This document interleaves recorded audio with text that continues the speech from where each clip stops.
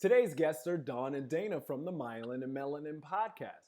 And we're going to be talking about intimacy and MS and dating and MS. And we're going to be talking about all that stuff right now.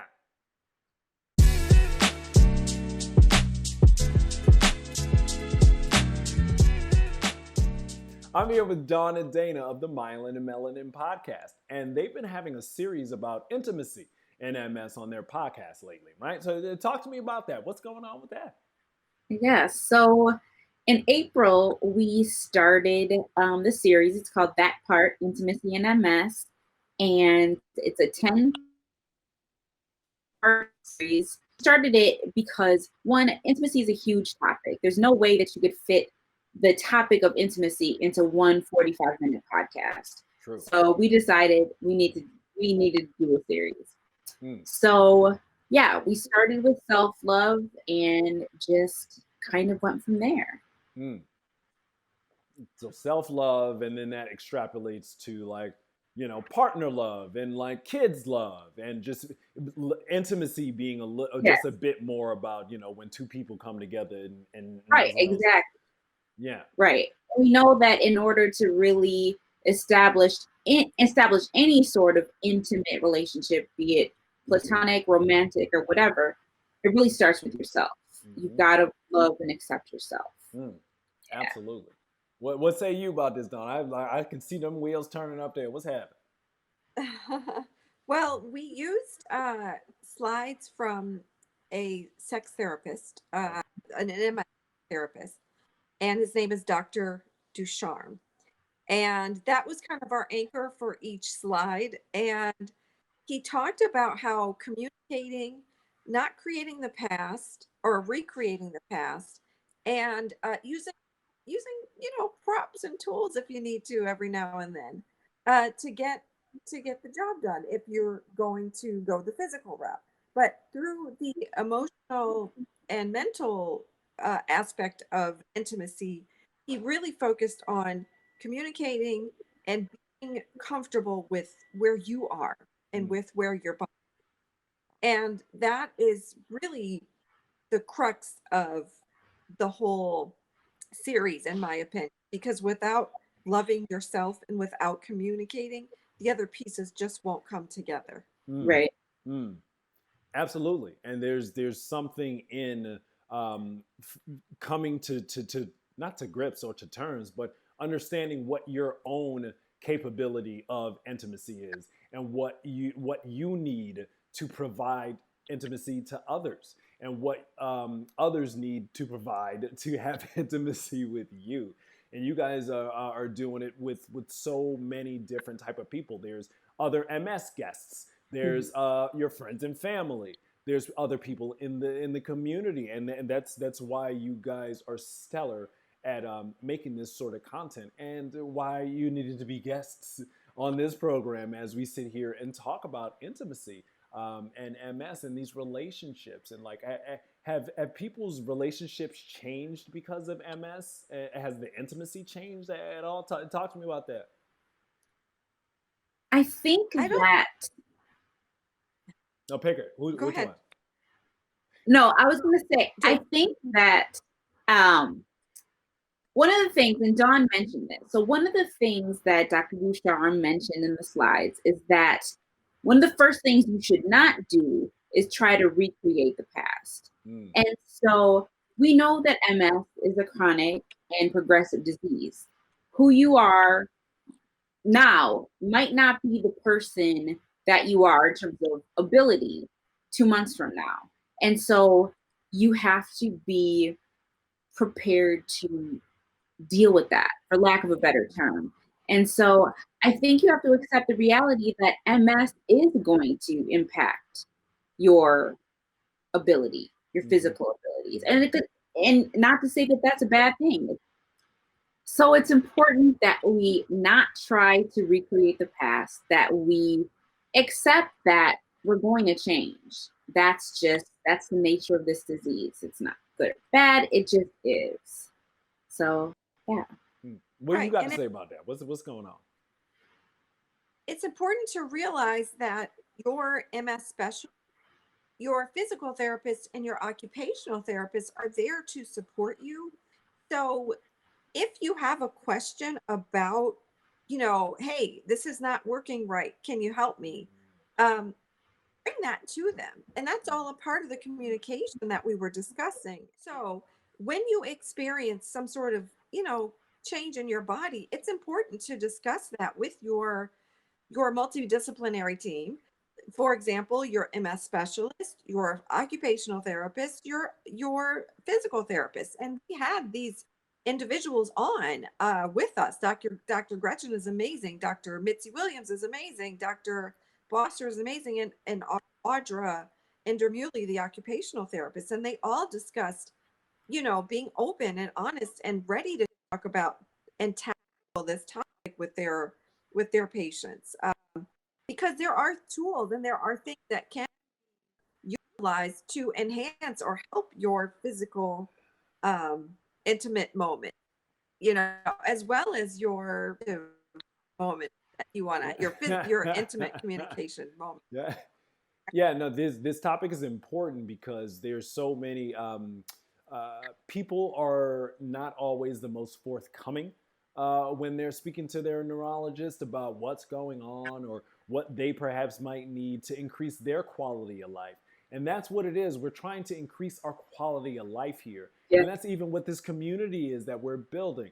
We hurt on the inside. Mm-hmm. And you, Dawn, you, Dana, know what my hurt is like on the inside. Mm-hmm. I know what your hurt is like on the inside. Not 100% specifically, but I have an idea. And that's why it's important for you to be straight up with your neurologist and talk to them about all the aspects of your ups and your downs, so that, maybe if they have something in their bag of tricks to help you out and to help you out with a problem area that you're having, or something that is just not as ideal as it can be. That's an important conversation that you need to have, and you need to make sure that you participate in. And you guys are leading the way in the public forum in order to make that happen for people. That's wonderful. Thank you. And I think that too, thinking about the importance of this series, is that providers need to watch this and see this and hear this. As MS patients, we know the deal. Of course, our journeys aren't all the same, but we all know kind of the realities of living with this disease. That said, I think it's important for providers to understand that we're dealing with this, and it's not always easy to bring it up to your doctor, to your therapist, all of that. So, doctors might want to think about ways that they can make it more comfortable for their patients to address the issue. And I think Dr. Mitzi Joy Williams and Dr. Aaron Boster, were fantastic in talking about how they approach the topic with their patients. So I hope that other providers can really kind of take heed to that. Give me an example for folk who don't know and is just watching this program and is like, hey, what? Well, Dr. Boster basically just said, hey, how is everything going in the bedroom? Oh, which is something that we all know of Dr. Boster. He's straight to the point. And some other doctors may be a little bit shyer. That's okay. But I like to call it squirrely. Have a doctor that.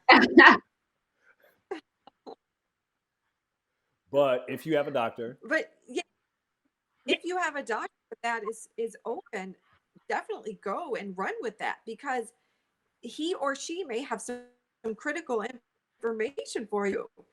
For example, I didn't know that there was a pill for women that's similar to Viagra for men. Dr. Boster shared that with us. We had no idea. I don't know if it's on the market still. I'm not really sure about all the details.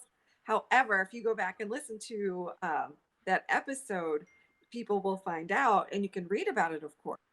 But yeah, I mean, really tackling and being sure that, okay, I'm comfortable with this doctor, and saying, I'm going to go for it and just dive in and talk about it with my physician.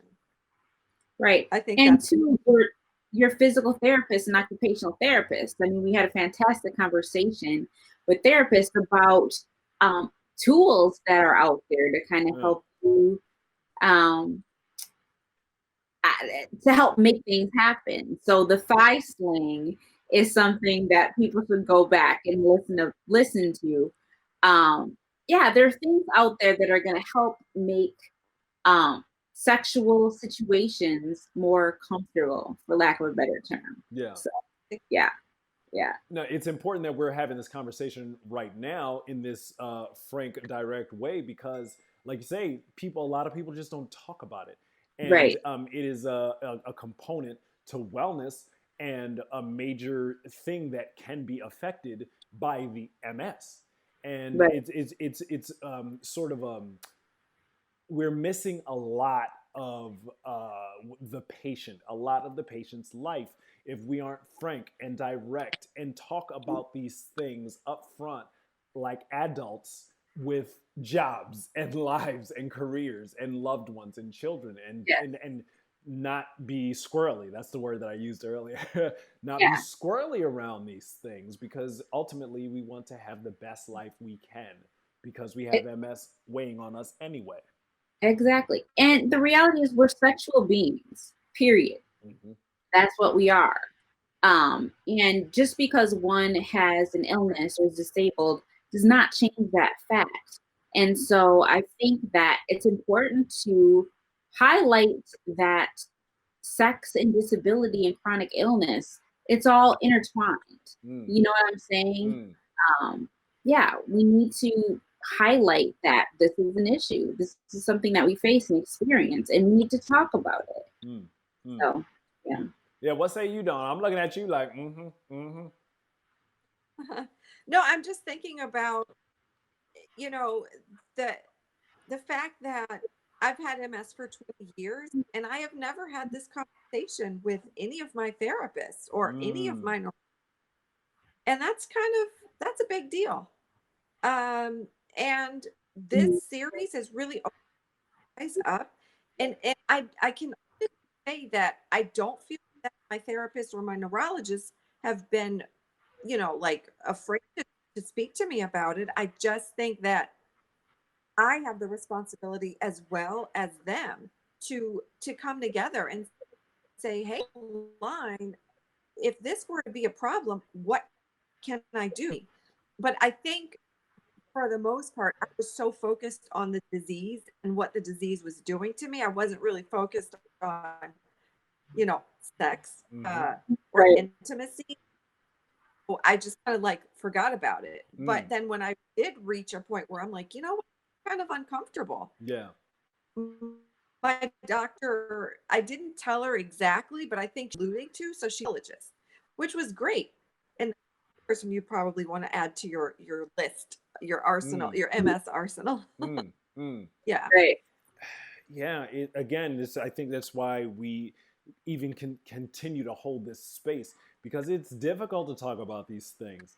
And it's if it's taboo, I call it squirrely because you sort of are like, I don't know. Can I talk about this? Can I talk about this with you? It's like, no, you need to if you want improvement in it.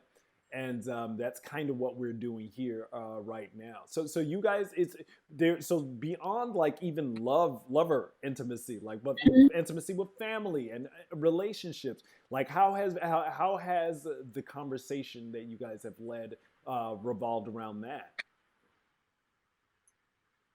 Well, yeah, I know it's a stumper. I know. Yeah, we had some interesting conversations with people who were, well, I'll talk about me specifically, with somebody who I had been in a relationship with and who I wasn't really honest with my MS about. So really, as it relates to that, and I encourage people to go back and listen to that, it's important to try and be open and communicate and be honest about what you're going through with your loved ones and especially intimate partners, because we need to give people a chance to show up, if that makes sense. I think a lot of times we're afraid to be honest about the things that we're experiencing and what we're going through because we think that people are going to judge us or going to look at us different. And we're not giving them the opportunity to step up to the plate and love us, you know? And yeah, that's important. So, I want to piggyback off that because a lot of the times we get in our own heads because we have the disease and all of the things that bind us up about it. We sort of even put on other people, and it's like, no, I love you. I'm mm-hmm. here for you. Right. I'm here with you. Let's do this together. Let's figure Yeah. out a way. Let's talk to your doctor about this. Let's talk to your physical therapist about this. What can we do? Because you are my intimate partner. I love you. Yes. So I would definitely say that one of the biggest hurdles in all of this is oneself, one's messy self.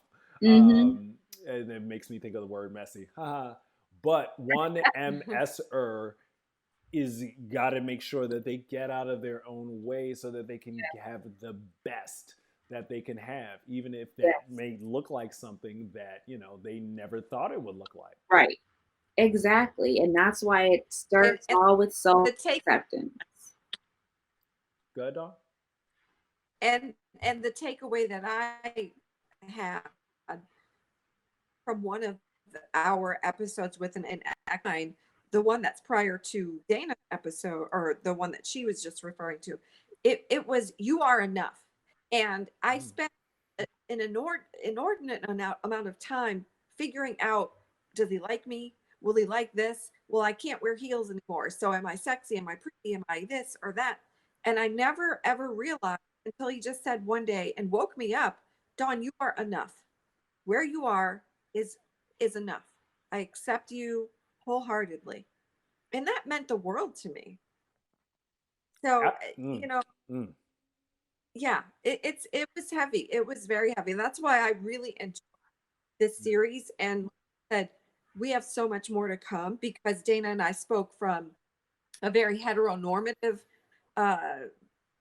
angle, because both she and I are, heterosexuals. So we are definitely going to continue this conversation to be inclusive of other I guess ways of being in this intimate circle. If it makes sense, I hope it does. No, it absolutely does, and it's just about showing up, and that's what's great about all of this. Great about you. I'm trying to point at the different cameras, and people. It's difficult to just show up. It's difficult to show up to taking your supplements. It's difficult to show up for not eating that thing you're not supposed to eat. It's difficult to show up they talk about your issues with your neurologist if it's outside of like, oh, I'm fine on this disease modifying therapy. Oh, Right. my walk is different, and the doctor's like, anything else? And there is something else, and you're just like, no, everything's fine. Right. And so that we ourselves are in our way a lot because the MS is so heavy. Forget the social things, forget the gender things that come along with having the intimacy. The MS itself is so heavy, and it's important to make sure that folk do not lose themselves in that. And it's even super extra important that you do not lose the people that you're intimate with around that as well. Absolutely. Absolutely. Wow, no, I'm giving space because it's like, no, that's a lot for my brain to think about. Yeah. Has there been any part of the intimacy and dating series that you guys have had that is a standout to you? Like, so a talk with this person or a talk with that person, something that stood out? It's really hard to say because honestly, and of course, like we may be biased because it's our thing, but this series is so good. It is so comprehensive and so complete. With that said, I think that what stands out to me, and again, it all stands out, but is our layer 10, episode 10, our discussion with Dr. Aaron Boster, who was kind of like the icing on the cake, the cherry on top of the conversation, really summing up that this is a thing. You know what I mean? Like it wasn't random that we decided to talk about intimacy in MS. We didn't just pull it out of thin air. This is an issue that isn't talked about that people with MS deal with. And I think our conversation with Dr. Foster was just, I don't know, kind of affirmed the importance of this. And it was really nice to be validated and to hear it from respected MS specialists. Well, how so? What are two takeaways from that type of thing in that vein? Yeah, I'll put you on the spot, and I'm gonna give you the close up. Right, there are so many takeaways. I don't know. What do you think, Dawn? There's so many. It's hard to even. Yeah, I was about to throw it back to Dawn because I keep messing up and going to her wrong camera anyway. So just go, Dawn. Well, I enjoyed every episode. I enjoyed every episode. I can say what stood out was probably Dr. Mitzi Williams when she talked about, as well as Dr. Boster, but when she talked about intimacy affecting you on a primary, secondary, and tertiary level, and how she broke that down. I don't want to get into it because it's very long, and I just really recommend people going to that episode with Dr. Mitzi Williams to it.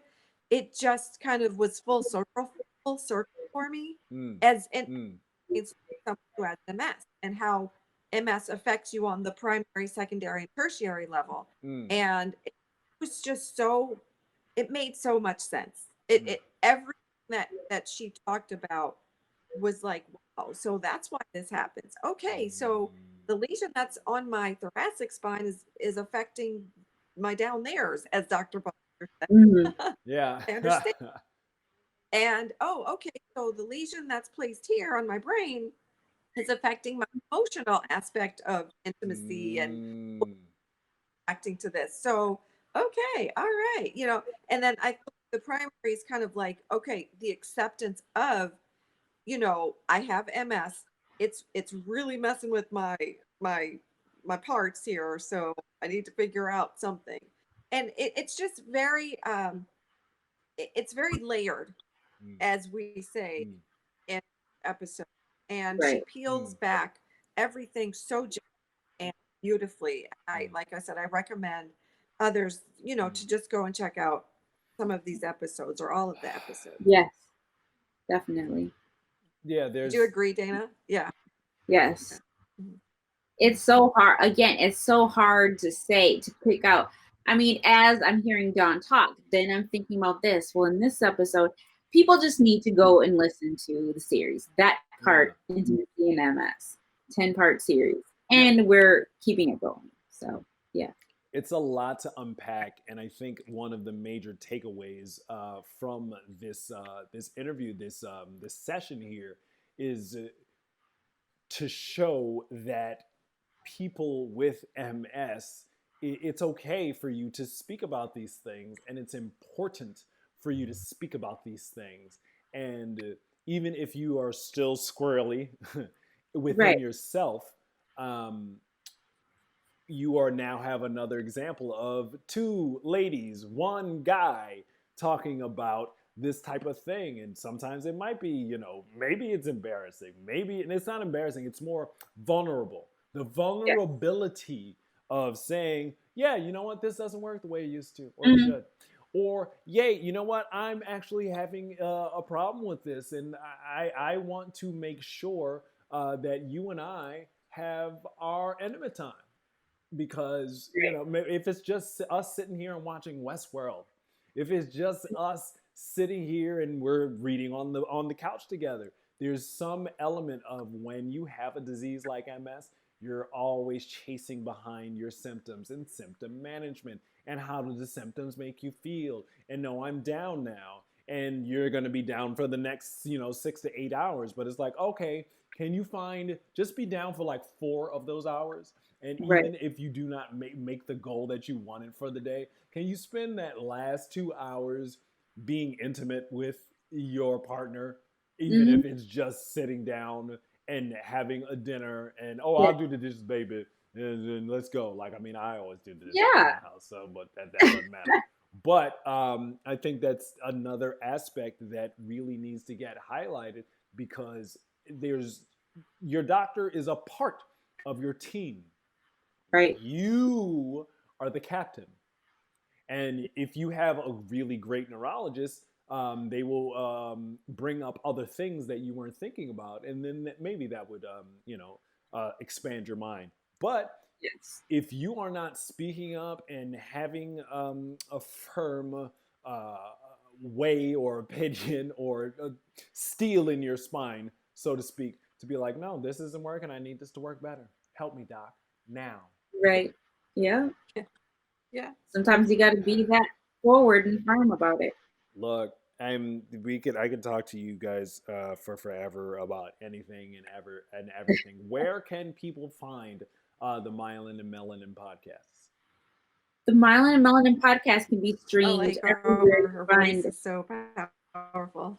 What, say Yeah. that again. Say that again. Wait. Say that again. Um, People can stream the podcast wherever you find podcasts. You can find us online. We're on Facebook, Instagram, and Twitter at Myelin Melanin. We also have a YouTube channel, and you can find us at our website at myelinandmelanin.com. So we're very accessible on the internet. So yeah, come find us. Yeah. Yeah. No. Really, Email. come. No, go ahead. No, I was saying send us email DMs. We pretty much answer it right away. Yeah. Totally. No, you guys, it's is so important to even bring up as a topic. And in a lot of ways, it's up to the viewer or the listener to unpack it even further. And we have sort of this program, this MS Views News Now, this MS Views Now program has sort of put the T on it. They set it up. You know what I'm saying? So now you guys have got to do the swing, and one of the ways that you can do the swing is talking to your doctor. One of the ways that you can do the swing is seeking out as much information as you can to help you out. And part of that are podcasts like Myelin and Melanin and the community that's out here.